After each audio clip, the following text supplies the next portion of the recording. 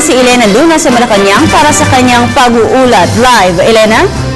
Maraming salamat, Habiba. Nagbigay pugay si Pangulong Aquino kanina sa mga street sweepers ng Metro Manila sa kanyang pakikiisa sa Handog Pasko ng PAGCOR o Philippine Amusement and Gaming Corporation.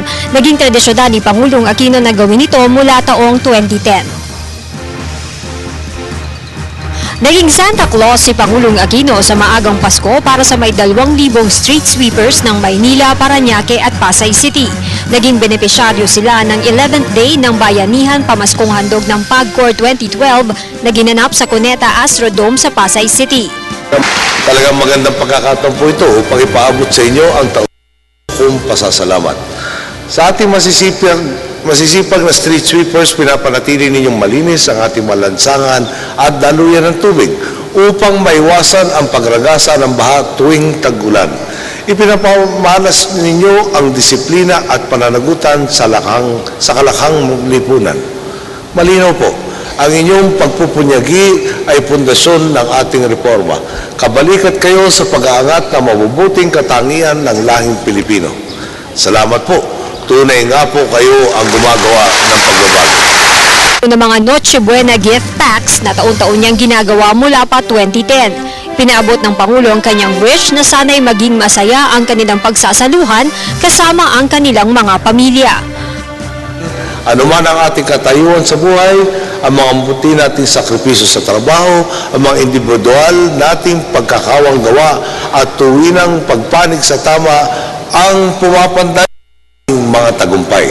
Sa araw po nating bayanihan sa pagtataguyod ng malinis at mabuting mga adhika para sa bansa.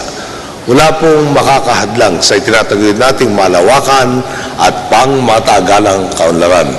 Ginagawa ng mga street sweepers, patuloy na sinisikap din ng administrasyon na linisin ang pamahalaan.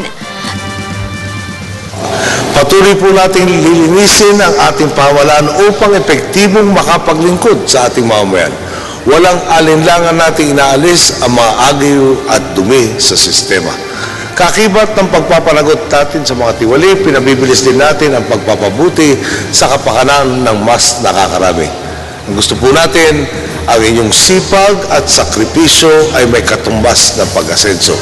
Bawat patak ng pawis sa maghapong paghahanap buhay sa katirikan ng araw, bawat metrong tinatahak upang matiyak ang kalinisan sa kapaligiran, puso na di alintana ang peligro sa kalsada ay may katumbas na kapanatagan ng loob na mabigyan ng magandang kinabukasan ang inyong pamilya.